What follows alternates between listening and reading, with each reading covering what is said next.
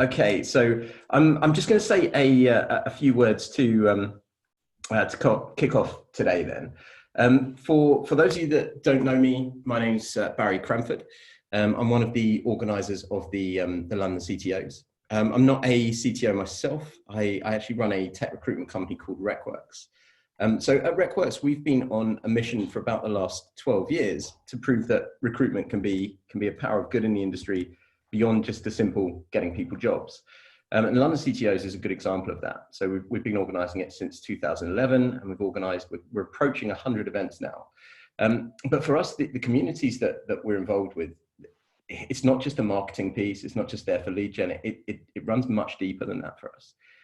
So we genuinely do want to try and change lives and improve the industry. So we've run all sorts of things. We've run hundreds of graduate mentoring events. Some of you will have been a part of the Meet to Mentor sessions. In 2017, we ran the Meet to Mentor Slack group. We've now made over 2,000 personal introductions through that. And most recently, just last week, we've launched a new group around aspiring speakers. So it's an initiative to connect people that want to get onto the conference circuit with other people that already are, and mentoring, coaching, content, all that kind of stuff. So if anyone's interested, hit me up on LinkedIn or Twitter or anything afterwards. It's all completely free. It's all powered by the revenue that comes from recruitment. So we pay people to do this by getting other people jobs. So if you are looking, feel free to get in touch afterwards. Anyway, on to today. So today's been an interesting one. It's before all these sessions, I try to collect questions from everyone. You've probably seen a bunch of emails around it. And today it took a long time to unpick the questions. We had a lot of duplicate and crossover, and it's just been an interesting one. So I've done something a bit different this time. I've actually created an agenda on a Google Doc. I'm going to try sharing that in the chat here. And then I'm going to ask the questions for those that are going to be watching this afterwards. Let me just get this in the chat, and then I'll ask the first question. So the first question that we have here, in fact, there's three main initial questions. One, what to measure in terms of measuring productivity and that kind of thing. So one, what to measure. Two, how to measure it. And three, how to impact it. They were the three areas that we had these questions around. And then there's a few other follow-up questions afterwards. So question one, to any of the mentors, and feel free to jump in with a hand or a virtual hand. Firstly, what are you measuring here? And how do you determine what to measure, and how are you quantifying it? So the examples we had were performance, productivity, success, and motivation. Most people know it when they see it, but how can you actually quantify it? So to any of the mentors that want to jump in on that.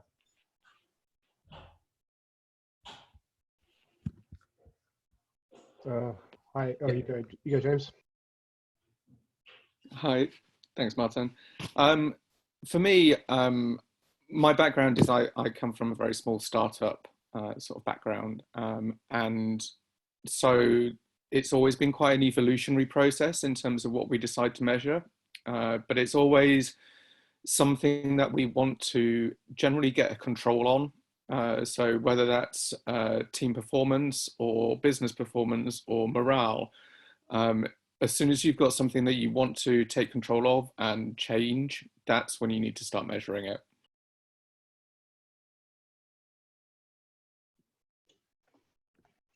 I'll take it. Do you want to come in here? Yeah, so I think over the years I've certainly changed my opinions on things. So for those of you who don't know me, my background is I've done small startups, but currently I'm dealing more with large enterprises. I'm currently at Microsoft as an engineering manager there.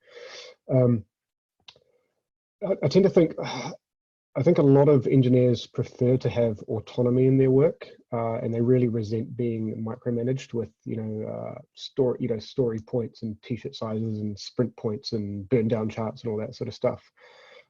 So I've over the last couple of years really swapped to using the OKR system, which basically allows us all to align on what the North Star is for the team.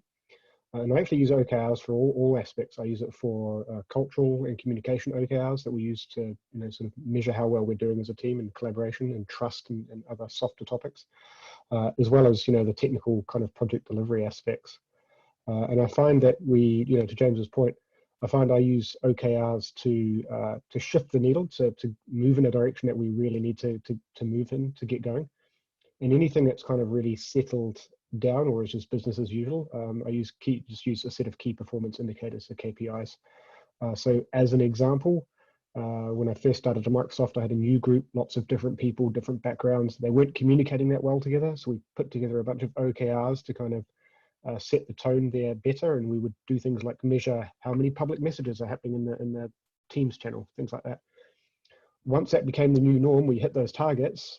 I dropped that as an OKR for the next quarter, but I did set it as a KPI. So we still have a key performance indicator of how many public messages, for example, are going through. So that's sort of the dual system I use, but I personally have gone away from the kind of agile measuring tactics. Sorry, I spoke for a long time there.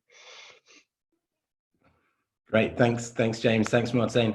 Anybody else have anything else that they wanted to add on that in terms of what specifically they are measuring when it comes to this issue?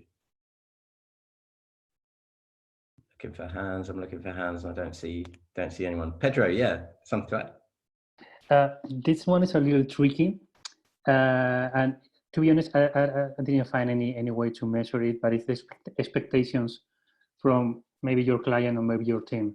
That's something that I think is key also, not only to achieve the objectives or the task or the milestone, but also you need to measure also the expectation of both people you have above and below. And that's something really complicated. You need to just speak to the people and be sure that everybody is on the same page. It's a tricky one. Brilliant, thank you, Pedro. Before I move on to the next question, then around how specifically you're measuring these things, does anyone have any questions on anything that Martin, James, or Pedro have just said there? Yeah, so I've got a quick one, which is, sorry, my camera's moving around all over the place at the moment. That's why I'm switching off. What do you? Have you encountered things that are very difficult to measure? So in particular, for instance, Martin's example of OKRs and KPIs mixed with autonomy. The last time I had a bunch of very autonomous teams, KPIs had a horrible tendency of measuring things that were important to the business, but autonomous teams then tended to reinterpret those in some interesting ways, and our conclusions at the end of it were mostly that they were what we were trying to measure was slightly too abstract to fit into KPIs, and we had to re-scramble to rethink how we were dealing with it. So I just wondered, the things you guys have both just described sounded like very concrete and lovely and wonderful and simple. But do you apply that universally to everything, or have you got a whole bunch of things that you find you just can't measure or struggle to? I pretty much have it universally. The one thing I didn't mention before is how difficult it is to get OKRs right. The OKR system is you need to make the key results need to be quantifiable. And the challenge I think a lot of organizations have is they make the key results qualitative. And that's where the danger comes in. That's where it becomes incredibly difficult to have that as a fair and balanced system. So we deliberately spend an awful lot of time at Microsoft and at other organizations I have actually sitting down as a group and really determining quantitative OKRs. And it can be a little bit frustrating for teams. We can sit there for a day, sometimes even 2 days, brainstorming exactly what these things will look like. But I can tell you it's absolutely worth it. Spending the day or two up front at the start of each quarter to go figure out what the quantitative measurements are it really helps everybody. The other thing is that we empower the autonomous teams to come back to us and change the key results if we discover through some new information that those key results don't make sense anymore, or that they were actually too qualitative and there's actually a better measurement we can use. As long as the right work is being done towards the objective, that is generally speaking okay. I think that was the big problem we had, is that all our stuff was very quantitative, but the teams were afraid of rocking the boat too much on them. Like, some of the teams really should have come back and said, this is completely wrong. I mean, it sounds like the right thing, but actually it's completely the wrong thing and we shouldn't measure it for ourselves. But they were all very keen to actually embrace it and run with it. And so a lot of people ran off in directions that they kind of knew were wrong. But I think one of the things we discovered was it was a quantitative measure is harder for a lot of people to challenge, especially engineers, because they I like the numbers. This is better than I'm used to. I don't want to get rid of this. And we had an uphill battle, and eventually we started saying, get rid of the numbers, because people were more willing to argue against qualitative measures. Yeah, yeah, definitely very interesting. So I mean, I certainly discovered this at Microsoft when I first put the OKR system in place for my engineering group. You know, there was an assumption, you know, I made the foolish assumption of that people had run with this, well, not that had run the system before, but understood how the system should work. But what ended up happening was exactly what you described, in terms of they were actually, in the first quarter, a whole bunch of the engineers were too afraid to challenge it, right? They did not think they had the autonomy or were allowed to go and change what, you know, what the whole group had agreed together. And yeah, it wasn't until the second quarter where we kind of realized, oh, we made a big mistake previous quarter. So I really had to make it explicit to the whole group that you are absolutely empowered to go change things. And that's certainly a message I would, especially if you're an engineering manager of some sorts or a CTO, it's certainly a message that you want to deliver to those teams. OKRs should actually be driven bottom up as opposed to top down. The reality is they usually, you know, are a bit of both, but yeah, just one example anyway. Cool, thank you.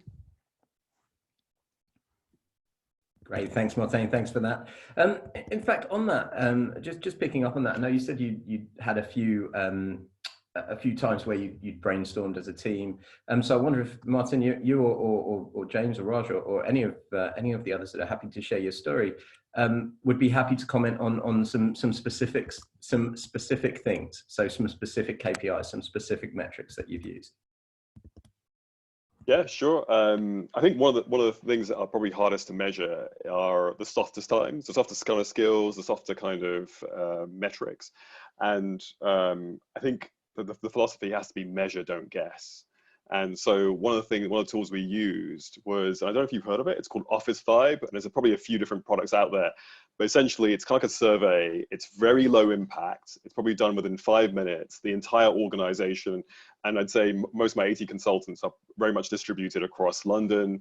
Sometimes you don't see them so much just physically. So the ability to just say, okay, I've got this, what's my physical well-being, motivation, looking at things like what does an ideal day mean to me? All those kinds of things, you get some really good metrics, not only in terms of scoring some of these more softer aspects, but also you get some direct feedback as well. So they come back and say, actually, this would be really useful as well, or is some other additional ideas to bring forward? So as a management team, we look at that every single week and go, okay, so we've got some metrics, some beautiful little graphs, always management pleasing in different colors. And we say, okay, so it looks like well-being has gone down by 0.1 point.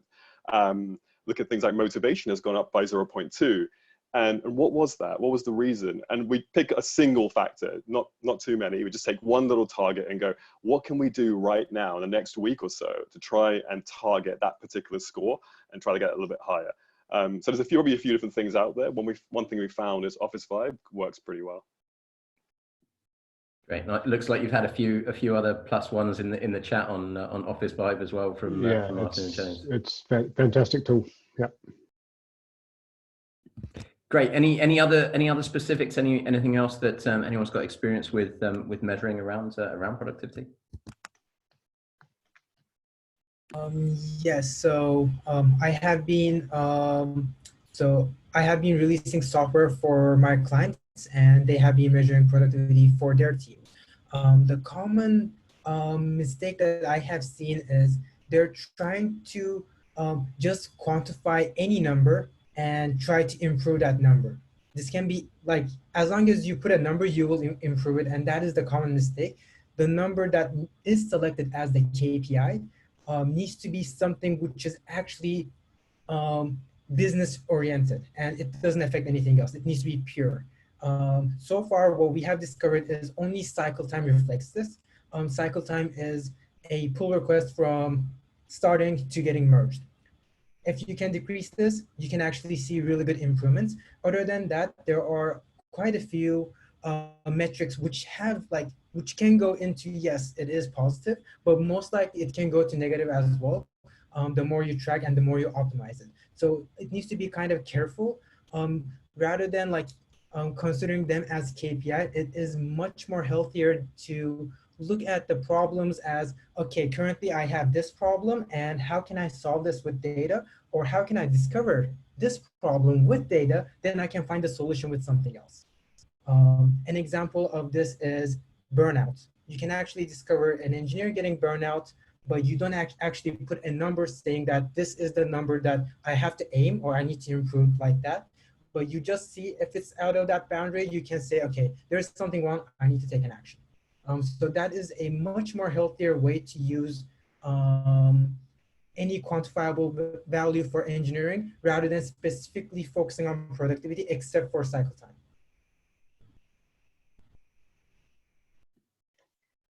Let's ask a quick question, Ken. Sorry, can you hear me? Hello? Hi, is that Bruno asking a question? Bruno here. So I have a Go ahead. case.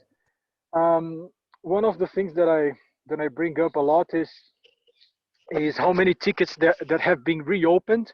This is a difficult metric, a difficult KPI to calculate, because I think once you put a team on support and another team on service desk, you start counting the tickets, closed tickets, some user feedback in each of the tickets, some client feedback, but there is a lot of tickets who are reopened, and usually this is not configured anywhere in your Jira, in any of the ticketing systems that we use. So once you have 30, 50 people doing support, it's very common for people to be calling for support, or for people to be reporting a bug 2, 3, 4 times. And I think this metric is the first one that has to come after you have the standard metrics. We need to know how many tickets are being reopened, in fact, and then you have the actual number of problems that people are solving.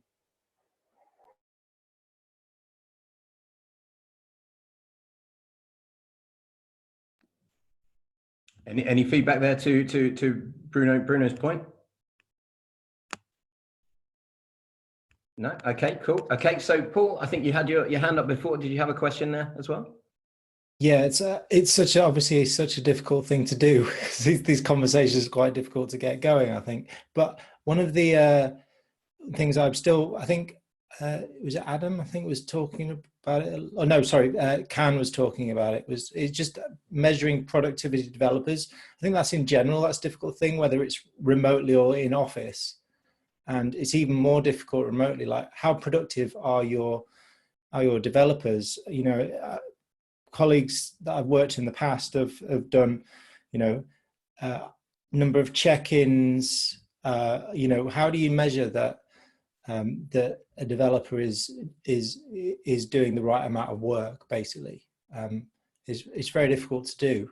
I don't know if anyone's got an answer to that. We talked about communication, etc., and I agree. The sort of comments of, you know, assigning a metric to communication, I think anything like that, how you can assign metrics to that is great, but how do you do that for engineers?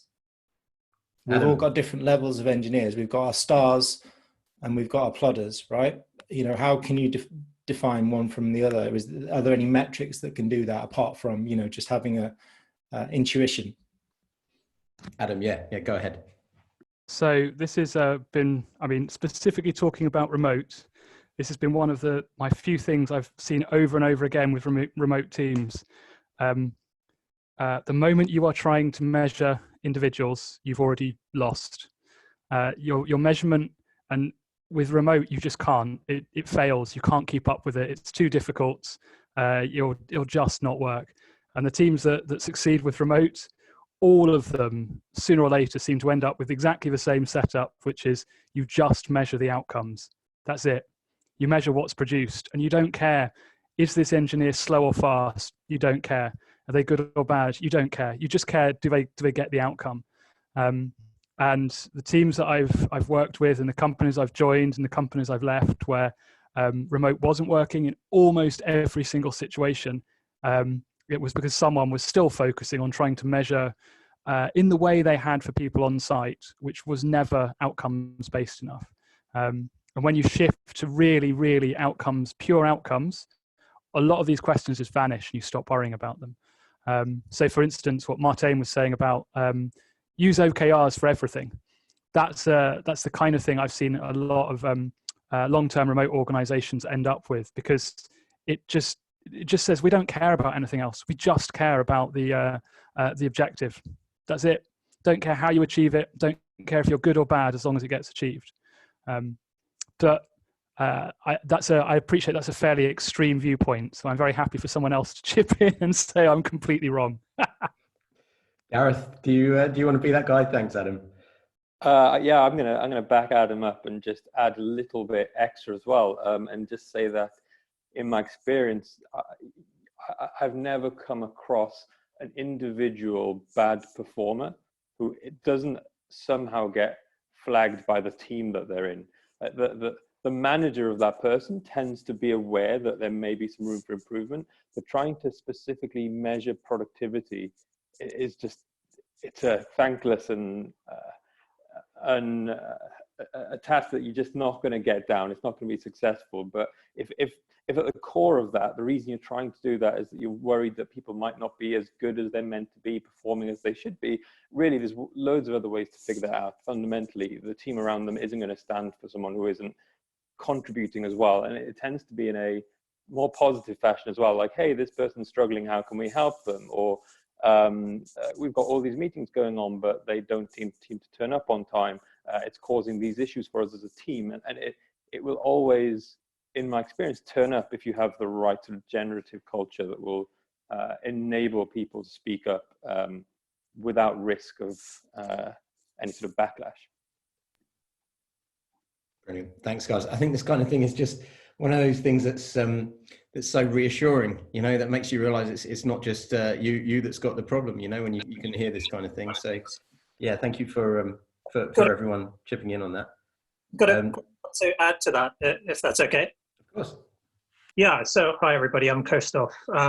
So it's really interesting conversation. Sorry, I came in a few minutes late at the beginning, but I think in terms of managing remote teams, one of the other aspects that I feel is really important is also the cultural context. And I go back to my experience managing remote teams in Romania, and the dealing with people from different cultures, it is such an intrinsic part of all of our jobs, especially when we're working with remote teams, not just in the UK, but abroad. And one of the things I've learned is, depending on the country that your teams are in, or the collective background of your team, you have to really learn how to address the ask. So in some cultures, you can be quite British and go sort of, well, it would be nice if you could, think about doing this by, the end of the week, perhaps. And yeah, great, drop me an email when it's done. Whereas when you're dealing with people in certain countries, take Romania, for example, you have to take a completely different stance when you're wording. You have to, phrases like, I would like you to do this by this time and by this date. And I'd expect you to be able to deliver a report in this format, whatever it might be. So I think that kind of subtlety on picking up the nuances of cultural diversity and the way you address people in different cultural backgrounds is a really super interesting aspect. I'll just add something extra to that. So one of the things we do to minimize the risks or challenges around that is we actually, so at Microsoft, again, when I joined the group, I built a culture and communication pillar document that the whole group then chimed in on. And so we have kind of a set of base expectations and communication standards and the language that we use with each other, which kind of minimizes some of that culture, those cultural issues, at least until the team can go through the kind of the forming stage and really start to understand each other properly.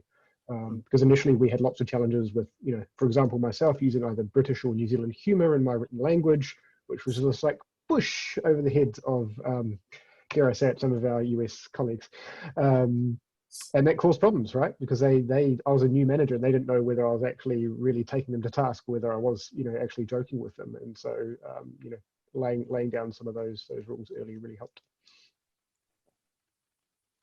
I think we've actually bounced into another question here as well. This was one that was asked, which was around, this is embarrassing, it's the first time it's happened, around how can CTOs be more receptive to cultural differences between workers from different nations and be best equipped to communicate and inspire those from diverse backgrounds. So moving on to that question then, does anyone have any thoughts or advice for that? James? I think fundamentally you need to remember that the CTO role is a people role, and you have to do the work yourself to ensure that you are going out there and connecting with your teams in different geographical locations, and that you are straddling the cultural barriers. I think the only way you can do that is by spending time with your teams, whether that's virtual time or physical time, but you need to make that time, and you need to, ideally, I think you should schedule it. You should have touch-ins that aren't business related, that are just catch-up calls, I don't want to say social calls, because, we're not necessarily trying to be best friends with everyone we work with, but you need to know people on a personal level in order to be able to communicate with them effectively. Yeah. I think, if I could add to that, I think FaceTime, whether it's virtual or in person, is so important, being able to see the whites of people's eyes, understanding where they come from, but also picking up on some of those subtle cues. So with my old team in Romania, asking that very typical question at the end of a 10-minute presentation. So does anybody have any questions? That was always guaranteed to fall on deaf ears. I mean, nobody in their right mind in Romania would speak up and say, yeah, I got a question, because it's just not the cultural norm. So, knowing how to deal with that and empowering people to come up with questions in different ways, perhaps pre-prepare them before the meeting, get them to submit the questions in advance, or give them the space to come back to you an hour or two, or at the end of the day or the next day with a follow-up, so that they have room to speak amongst themselves as colleagues, as well as to their manager, who may be reporting up to you, or whatever the hierarchy may be. So I think those kind of those subtleties are really important when you're dealing with offshore teams. I've got a slight plug for a friend's book here. I'm editing a friend's book, and it's all about culture in the office environment. But in one of the chapters on, he's got a chapter around this stuff, and there's a great anecdote of one company where the tech leadership stood up in an all-hands meeting and said, "We need to have more grit." And apparently the offshore developers were looking at each other going, "We need to be like something spread on the road surface. I don't understand." And the take home I remember from that segment was that company, they realized they'd made a terrible mistake in how they were organizing these things. And off the top of my head, what they ended up doing was they picked individuals from each of their offshore locations to come and become and give the presentations for all hands meetings, so that it was already been filtered through and reinterpreted by someone who was a local and understood and could convert it to their language. But it's I'm happy to. I will put a link in the. There's no link for it. I can put some details on the author, but it's a great book which is full of little anecdotes about this stuff. Yeah, that'd be great. Please do share it. Thank you very much. Okay, so thank you everyone. Then we'll move on to the next question. So I think we've covered this in part already in little places, but to tackle it head on now. So how can you impact this? How can you impact productivity, especially remotely? A lot of people are in this position for the first time, so this is definitely going to be useful for those that have had experience doing remote leadership in the past and for a while in the past. But it sounds like from what a lot of people are saying, don't try and do this on an individual scale, focus on the team. But how can you impact productivity remotely, either at an individual or a team scale? Yeah. I personally think that for a lot of teams that have suddenly gone through this change to being remote or distributed or working in unusual situations at the moment, that they're going through Tuckman's model again of storming, forming, norming, and performing, and even mourning for their last team setup. So in a way, you impact it the same way that you do in a physical office. You know, that you ensure that the team have time to spend together, to bond, to establish their communication patterns between each other.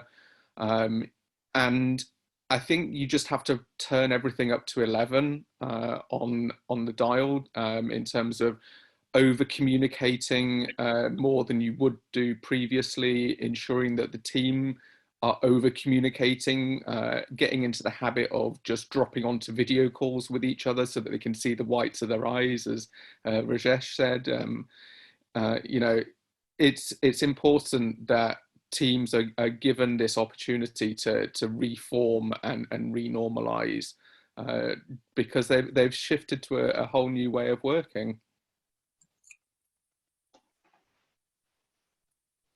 I'm going to drop this all into the chat window as well, but some of the things I've recently implemented. So obviously I talked about OKRs before, so we set those. We set a bunch of pillar documents around as well, and we get everyone in the team to buy into them, so we leave no engineer behind. And this is things like architectural decision records, which you might see folks like Spotify and Netflix talking about. As James said, lots of over communicating on public channels. So we overshare, we are constantly adding more links, surfacing our work. We have weekly demos internally for the team. So we're upping all of that sort of stuff. And then two more things. We make sure we group our meetings so such that it leaves most of the day free for people, which is just good advice anyway, I think. That allows people to concentrate. And then lastly, DevOps. Automate the living crap out of everything, and you'll have a much happier, more productive team, especially remote, because no one's there to help you when you're remote, right? So those automated systems have to work. Great, thanks, James. Thanks, Martin. Anyone else with anything to share? Anything that you've learned about how to impact productivity, especially remotely?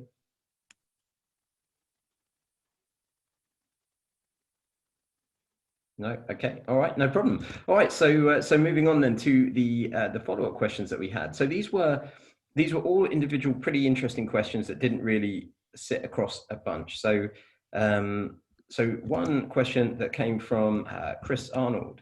Some background here. Thanks to lockdown, we've removed all the usual lead indicators now. What time does someone start and stop work? Do they look busy? Were they nice to be around, etc.? All of those subjective measures will influence how good you think someone is. Now that we've removed lead metrics, what lag metrics are we going to be using to measure genuine productivity of individuals and teams? Chris, is that still a relevant question? Do you think we've covered that now with some of the others? Hi. Yeah, I think so. I think it's interesting, measuring teams. I think it can be hard depending on what the rest of your organization is. If they are very sort of sales or sort of client-facing led, then they often find it much easier to measure those members of the company by sort of much more tick, tick, tick, have they done this in this period of time? So it's quite hard to sort of go, well, we don't do that. We do it differently. It's quite hard to sort of balance that. That did ring true what somebody was saying, might have been, I can't remember which person, that you tend to find this out from other team members. As long as your sort of one-to-one structures are good, you tend to sort of find out, yeah, actually they had a problem with that person. They can't really put their finger on it, but you get these sort of indications. But yeah, but it is just making sure, I think, that you've got those sort of wider principles, right? This is where we're aiming for. Like somebody said, this is the North Star. okay, whatever we did this sprint or the last 2 weeks for that team, has that genuinely moved us on? And I mean, our team has been remote since the start, but I think it is quite good that it does remove these lead metrics of, yeah, when did somebody appear? Did they look busy, et cetera, et cetera. But it's still hard, I think, to move away from, you know, not measuring PRs or number of tickets done, or, you know, even down to lines of code. I think that's still quite hard, especially when the data is so available and people can kind of see it there. It's like, well, we could go measure that, surely. Resist the temptation. Oh, yeah, we do, but it's, I mean, we're quite a data-driven company, but it's always, okay, is that a reasonable thing to measure? And sort of knowing, actually, no, that's not a reasonable thing to measure, especially with something like, you know, PRs. So easy to game it once people know, okay, well, I'm just going to do lots of very small PRs then. Yeah, exactly. Another argument I've used with other C-level execs is to explain to them, and really, I actually get them to program for half a day. When they understand that this is a creative activity, much like an artist or a musician, they quickly understand that this is not something you can just measure with a bunch of quantifiable numbers, right? It's the outcome. So does the artist produce at the end a decent painting, or the composer a decent piece of music as defined by the audience, which is your goal, your end user? Then you know that artist or that musician has hit the mark. Yeah, trying to measure someone's creativity, I don't think I've ever seen anyone be able to do that. If anyone ever figures that out, then you know you can go sell a book and become a billionaire.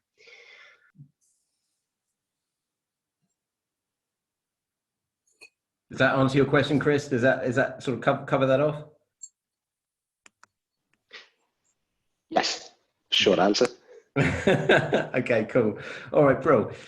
So the next question that came up then, how do you measure all the important unintentional outcomes? So this is question 6 for anyone on the Google Doc. All the important unintentional outcomes that are negatively affected by focusing on measuring productivity: physical, emotional, spiritual, and mental health, environmental impact, family well-being, individual growth, team growth. Again, I feel we might have covered this in part, but does anyone want to tackle that or say any other words on that at all? I can go on. Regarding these issues, we can probably categorize it into 2 different categories. One of them is more performance oriented, and the other one is more communication oriented. So there are how a person works and how a person works with a team. These are 2 different problems, and they need to have 2 different solutions. They can both be improved by data. So I can give you an example. What we said regarding performance, okay, we can track like cycle time, we can track delivery time, we can track mean time to release. These are all really good data, which actually shows how fast you can move, and it indicates your performance. But most of the issues actually are communication problems. An engineer does not want to say, can you review this 2 times? They will ask the person 1 time, and if that person forgets it, they will not ask again because they'll feel bad and they'll feel like they're forcing someone else. If there's like a communication problem like that, that PR will not be reviewed for multiple days, and that is a bottleneck now. So how do we solve these kinds of issues? The way that I approach specifically is, if there's a communication problem, it needs to be neutralized. It shouldn't be a human, it should be a machine, which is telling, hey, check that idle PR, it should be reviewed. So once a machine says it, then there is no personal bad feelings on top of these. I can give you a few more examples regarding asking help. Asking help is really, really hard. If someone is stuck, automation should actually figure this out. So how can we figure this out then? Everybody has their own way of working, and they have a baseline. So a baseline is 6 months period of what they have done. And if someone actually goes above or below their baseline, something is irregular and they might need help. So you can actually discover these situations with few noise and a lot of signal. Burnout is another example, work imbalance is another example of communication issues, which can be directly solved, like directly identified by data. Then you specified by a bot, not by personal means, then that problem is solved. I hope that answers the question to a degree. Great, thank you, Ken. Did anyone want to come on to that, or any other questions from what Ken was saying there? I think, Martijn, anything to add? yeah, I think it is a balance. I think when you're operating at scale, it certainly helps to have these automated systems in place. That said, I still think software engineering is a human activity built on human trust. And although it is a lot harder to do, I personally prefer to try and build the trust and the communication and the psychological safety within teams, so they will reach out to each other, so they will ask for help, that they will ask for that second pull request. But I appreciate that is also kind of, I wouldn't quite say a utopia, but that you can do that when you have quite a controlled group of people. I think when you get to larger engineering orgs, or you're dealing with wildly different cultures and backgrounds, then having this sort of automation absolutely does help. Superb, great. Okay, so just one final question then, and then we're going to go for the breakout rooms. And it's just a small one. It's number 7. I think we've covered question 8 now in a variety of different ways, but number 7, anything that you can do, especially for those that have a lot of experience in running remote teams, anything that you can do to keep morale up remotely.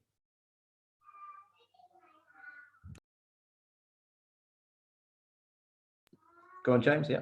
I mean, we do really terrible geeky things like play online games together and have virtual Friday drinks and show our lunches to each other using a dedicated Slack channel, and terrible things like that that just help the team bond. And given enough time, you get to know the feel of your team, and it becomes more evident when someone isn't interacting in the normal way with these types of social channels.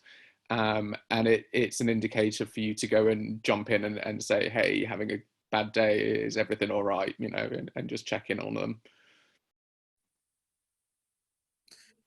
I'll add something to that. I think with the remote teams, it's really important to have them connect to the mothership, and making sure that they participate in the events that are going on back at base, whether it's video conference or staff survey, which is being included in the right manner in advance to be able to attend, being mindful of time zones, so they don't have to be up at 10:30, 11 o'clock at night, and just to attend the town hall meeting.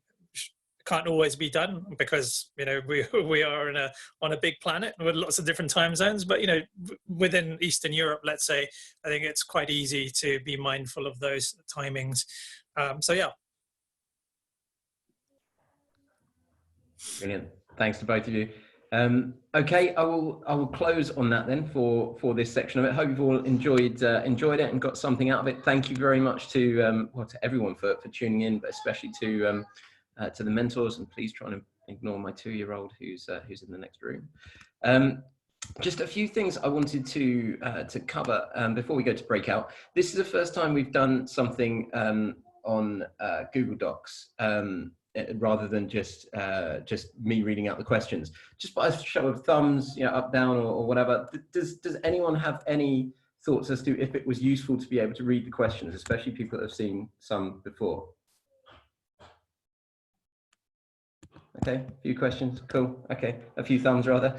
Okay, we'll send out feedback forms. You've probably already had them. If you do have any thoughts to add, then let me know. I'd really like to know. We're constantly trying to make these better and better, and ultimately more useful for the people that do tune in to hear what they want to hear and get useful stuff from. One final reminder that this has been recorded, so we will edit out anything that any one of you is even remotely concerned. So if you've said anything that you wish to have removed before it's put out there, more than happy to do that. Hopefully you got a disclaimer when you signed up or when you signed in to say that anyway, but we're very keen to kind of protect everything and keep these groups the most effective for the people that are here. So yeah, you can feel comfortable with that. Finally, I'm going to press the breakout rooms button. You're free to stay on and join a breakout room. You're free to log off. You're free to do whatever you want to do. We usually find about half the people stay, half the people log off. So if there is anybody that you specifically would like to be in a breakout room with, I can make that happen. So if there's anybody who's said anything of particular interest, then just send me a direct message now on the chat function, and I can put you in that room. But with that, I hope you've enjoyed it. Thank you again for everyone that's joined in, and we'll see you next time.